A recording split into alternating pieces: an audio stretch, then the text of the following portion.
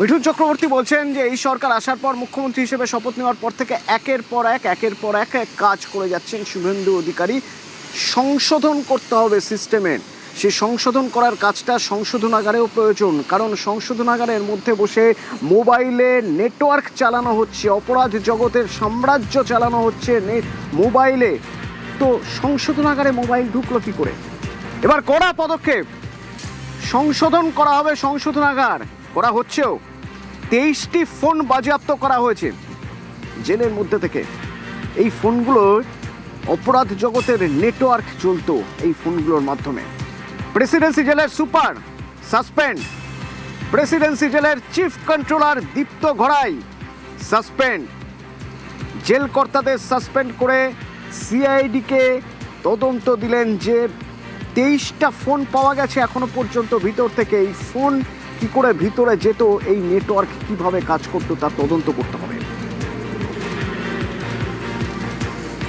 সন্দেশখালীর কুখ্যাত ক্রিমিনাল শাহজাহান সহ যারা জেলে বসে এখনো নেটওয়ার্ক চালাচ্ছেন তাদের বিরুদ্ধেও কারা কর্তৃপক্ষকে with the help of Kolkata police এবং রাজ্য পুলিশ অবিলম্বে ব্যবস্থা নেওয়ার জন্য নির্দেশ জারি করা হচ্ছে। এই প্রেসিডেন্সি জেলের ঘটনায় দুজনকে সাসপেন্ড করছি।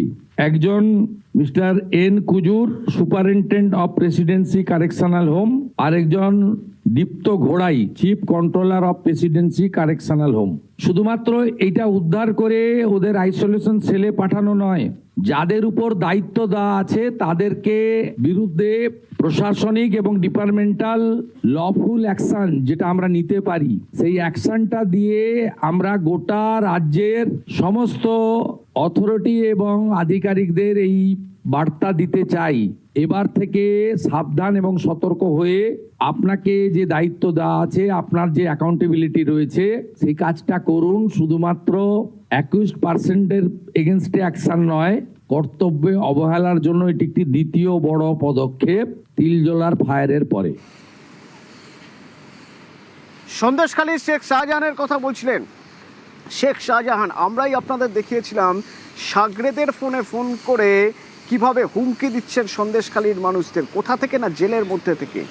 তো সেই জেলের মধ্যে এবার ফোন যদি ঢোকে তাহলে জেলের যে সংশ্লিষ্ট আধিকারিক আছেন তাদের বিরুদ্ধে কড়া পদক্ষেপ করা হবে। সন্দেশখালী খুশি, কারণ সন্দেশখালী টেনশনে ছিল, জেলে থেকেও তো নেটওয়ার্ক চালাচ্ছে শাহজাহান, সেই ভয় থেকে মুক্ত সন্দেশখালী। যখন 2025 সালে ঘটনা ঘটে তখন উনি বিরোধী দলনেতা ছিলেন। আমার ছেলে যখন আরজি করেছিলেন, পিজিতে ছিলেন, তখন উনি যোগাযোগ করেছিলেন এবং বললেন ঘোষ পরিবারের পাশে আছি। সেই দিনের কথা মনে রেখে বা সেই দিনের ফোনের একটা মনে রেখে এই যে বার্তা দিয়েছে, তার জন্যে আমি খুবই সন্তুষ্ট এবং আগামী দিন মনে আমরা সবাই খুব ভালো থাকতে পারবো। একটাই আমার কাছে ওনার কাছে অনুরোধ, ওই ছেলের মৃত্যু যেন সঠিক বিচারটা পাই। আর আমার কাছে ওনার করজোড়ে অনুরোধ পিতৃহারা বাবার। আমরা প্রতিবাদীরা সন্দেশখালীর, আমরাও চাই যে আমরা মাথা উঁচু করে নির্ভয়ে বাঁচতে। আমরাও চাই শাহজাহান শাস্তি পাক, জেলের ভিতর থেকে যে নেটওয়ার্ক মোবাইলের দ্বারা চালাচ্ছেন সেটা খুব শীঘ্র যেন বন্ধ হয়ে যায়।